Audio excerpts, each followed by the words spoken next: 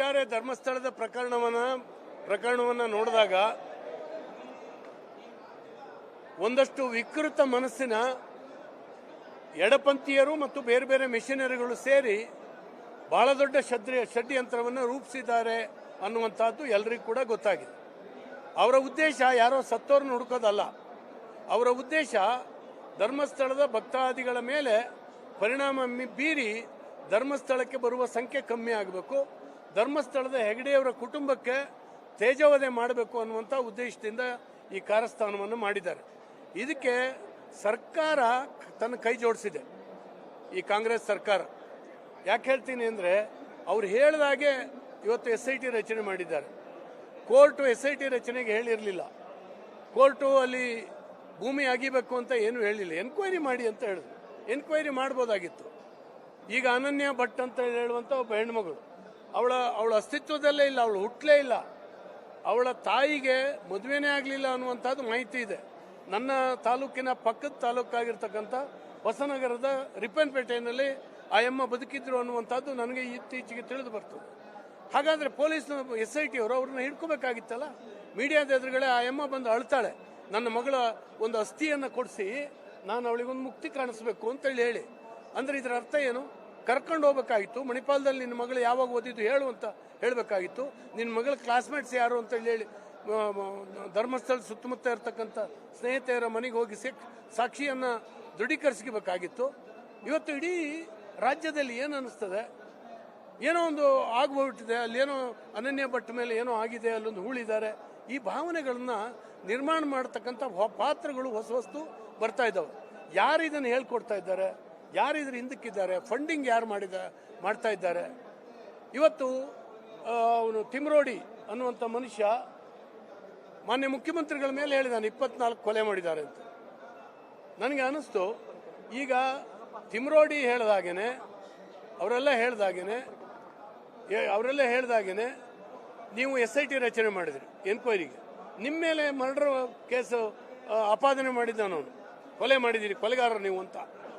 ನಿಮ್ಮ ಮೇಲೆ SIT ರಚನೆ ಮಾಡ್ಕೊಳ್ಳಿ, ನೀವು ಎನ್ಕ್ವೈರಿ ಕಂಡಕ್ಟ್ ಮಾಡಿಸಿ. ಯಾರಿಂದ ಮಾಡಿಸ್ತೀರಿ ನೀವು? ಮಾಡಬೇಕಲ್ಲ ಅದನ್ನು. ಇಲ್ಲದ್ರೆ ನೀವು ತೇಲ್ಸ್ಲಿಕ್ಕೆ ಆಗ್ತದಾ? ಎಲ್ಲಿ ಮಾಡಿದ್ದಾರೆ, ಹೇಗೆ ಮಾಡಿದ್ದಾರೆ, ನಮಗೂ ಕೂಡ ಜನಕ್ಕೆ ಗೊತ್ತಾಗಬೇಕಲ್ಲ. ನಮ್ಮ ಮುಖ್ಯಮಂತ್ರಿಗಳು, ನಮ್ಮ ರಾಜ್ಯದ ಮುಖ್ಯಮಂತ್ರಿಗಳು, ಮಾನ ಮರ್ಯಾದೆಯ ಪ್ರಶ್ನೆ ಇದು. ಒಬ್ಬ ಮರ್ಡರ್ ಮಾಡುವಂಥ ವ್ಯಕ್ತಿ ಇವತ್ತು ಮುಖ್ಯಮಂತ್ರಿ ಚೇರಲ್ಲಿ ಕೂರ್ತಾರೆ ಅಂದರೆ ಏನರ್ಥ? ದೇಶ ವಿದೇಶದ ಮೀಡಿಯಾದಲ್ಲಿ ಇವತ್ತು ಪ್ರಚಾರ ಆಗ್ತಾ ಇದೆ ಕರ್ನಾಟಕ ಮತ್ತು ಧರ್ಮಸ್ಥಳ. ಇದಕ್ಕೆ ಎಲ್ಲಿ ಇತಿಶ್ರೀ ಆಡ್ತಾ ಇದ್ದೀರಿ? ನೀವು ಮಾಡಿರ್ತಕ್ಕಂಥದ್ದು ನೀವು ಅನುಭವಿಸಿ ಇವತ್ತು.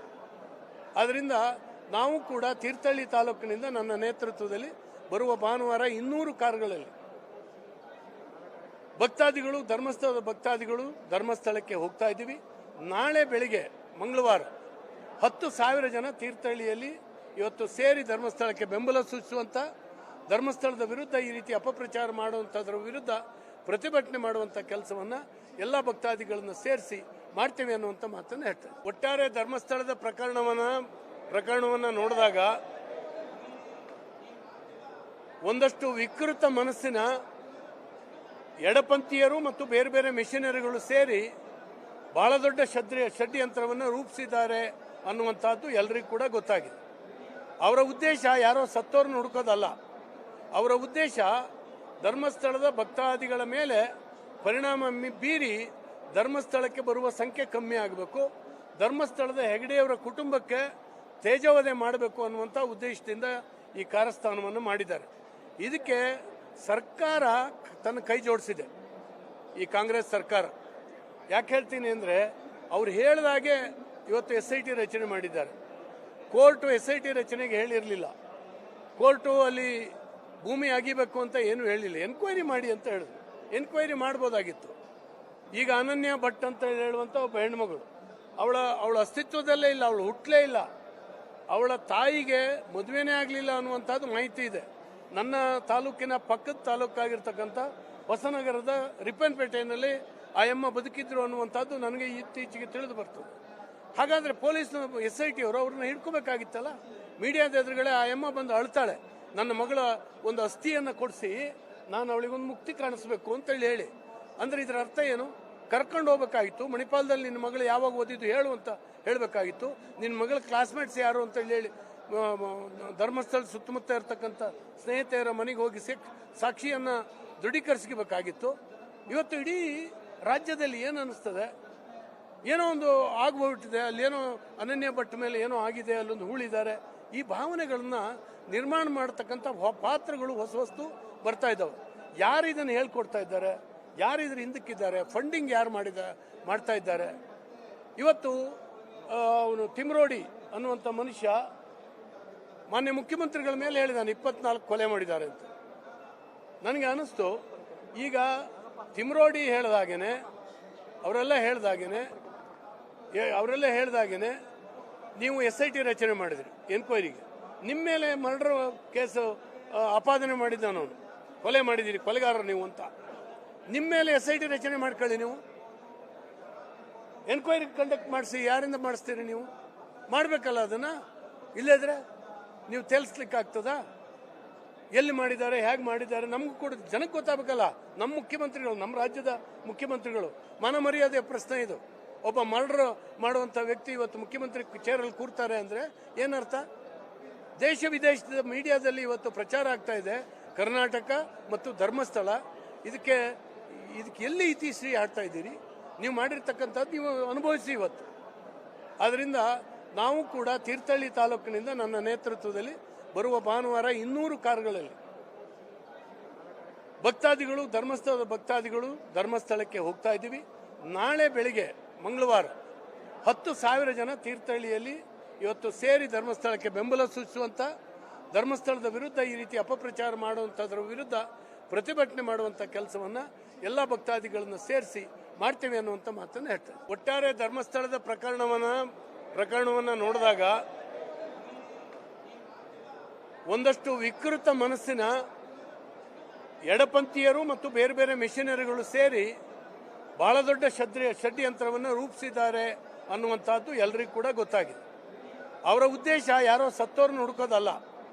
ಅವರ ಉದ್ದೇಶ ಧರ್ಮಸ್ಥಳದ ಭಕ್ತಾದಿಗಳ ಮೇಲೆ ಪರಿಣಾಮ ಬೀರಿ ಧರ್ಮಸ್ಥಳಕ್ಕೆ ಬರುವ ಸಂಖ್ಯೆ ಕಮ್ಮಿ ಆಗಬೇಕು, ಧರ್ಮಸ್ಥಳದ ಹೆಗಡೆಯವರ ಕುಟುಂಬಕ್ಕೆ ತೇಜೋವಧೆ ಮಾಡಬೇಕು ಅನ್ನುವಂಥ ಉದ್ದೇಶದಿಂದ ಈ ಕಾರಸ್ಥಾನವನ್ನು ಮಾಡಿದ್ದಾರೆ.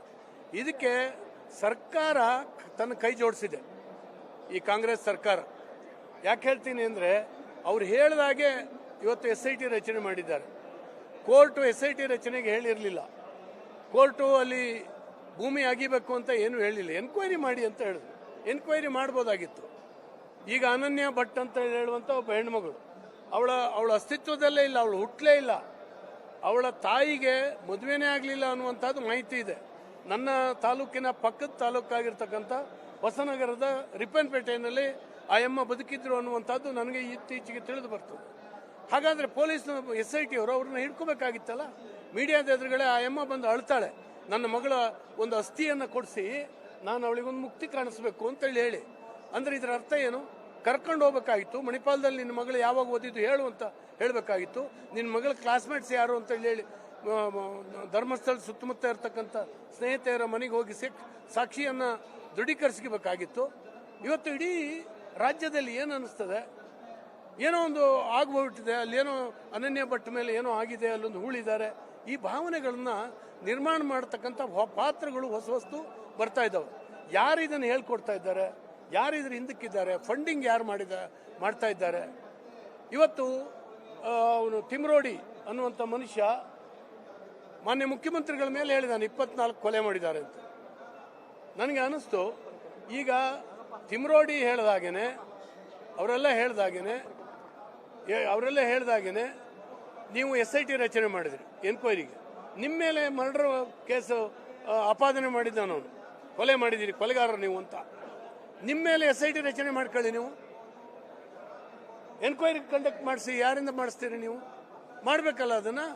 ಇಲ್ಲದ್ರೆ ನೀವು ತೇಲ್ಸ್ಲಿಕ್ಕೆ ಆಗ್ತದಾ? ಎಲ್ಲಿ ಮಾಡಿದ್ದಾರೆ, ಹೇಗೆ ಮಾಡಿದ್ದಾರೆ, ನಮಗೂ ಕೂಡ ಜನಕ್ಕೆ ಗೊತ್ತಾಗಬೇಕಲ್ಲ. ನಮ್ಮ ಮುಖ್ಯಮಂತ್ರಿಗಳು, ನಮ್ಮ ರಾಜ್ಯದ ಮುಖ್ಯಮಂತ್ರಿಗಳು, ಮಾನ ಮರ್ಯಾದೆಯ ಪ್ರಶ್ನೆ ಇದು. ಒಬ್ಬ ಮರ್ಡರ್ ಮಾಡುವಂಥ ವ್ಯಕ್ತಿ ಇವತ್ತು ಮುಖ್ಯಮಂತ್ರಿ ಚೇರಲ್ಲಿ ಕೂರ್ತಾರೆ ಅಂದರೆ ಏನರ್ಥ? ದೇಶ ವಿದೇಶದ ಮೀಡಿಯಾದಲ್ಲಿ ಇವತ್ತು ಪ್ರಚಾರ ಆಗ್ತಾ ಇದೆ, ಕರ್ನಾಟಕ ಮತ್ತು ಧರ್ಮಸ್ಥಳ ಇದಕ್ಕೆ ಎಲ್ಲಿ ಇತಿಶ್ರೀ ಆಡ್ತಾ ಇದ್ದೀರಿ? ನೀವು ಮಾಡಿರ್ತಕ್ಕಂಥದ್ದು ನೀವು ಅನುಭವಿಸಿ ಇವತ್ತು. ಆದ್ದರಿಂದ ನಾವು ಕೂಡ ತೀರ್ಥಹಳ್ಳಿ ತಾಲೂಕಿನಿಂದ ನನ್ನ ನೇತೃತ್ವದಲ್ಲಿ ಬರುವ ಭಾನುವಾರ 200 ಕಾರುಗಳಲ್ಲಿ ಭಕ್ತಾದಿಗಳು, ಧರ್ಮಸ್ಥಳದ ಭಕ್ತಾದಿಗಳು ಧರ್ಮಸ್ಥಳಕ್ಕೆ ಹೋಗ್ತಾ ಇದ್ದೀವಿ. ನಾಳೆ ಬೆಳಿಗ್ಗೆ ಮಂಗಳವಾರ 10,000 ಜನ ತೀರ್ಥಹಳ್ಳಿಯಲ್ಲಿ ಇವತ್ತು ಸೇರಿ ಧರ್ಮಸ್ಥಳಕ್ಕೆ ಬೆಂಬಲ ಸೂಚಿಸುವಂಥ, ಧರ್ಮಸ್ಥಳದ ವಿರುದ್ಧ ಈ ರೀತಿ ಅಪಪ್ರಚಾರ ಮಾಡುವಂಥದ್ರ ವಿರುದ್ಧ ಪ್ರತಿಭಟನೆ ಮಾಡುವಂಥ ಕೆಲಸವನ್ನು ಎಲ್ಲ ಭಕ್ತಾದಿಗಳನ್ನು ಸೇರಿಸಿ ಮಾಡ್ತೇವೆ ಅನ್ನುವಂಥ ಮಾತನ್ನು ಹೇಳ್ತಾರೆ.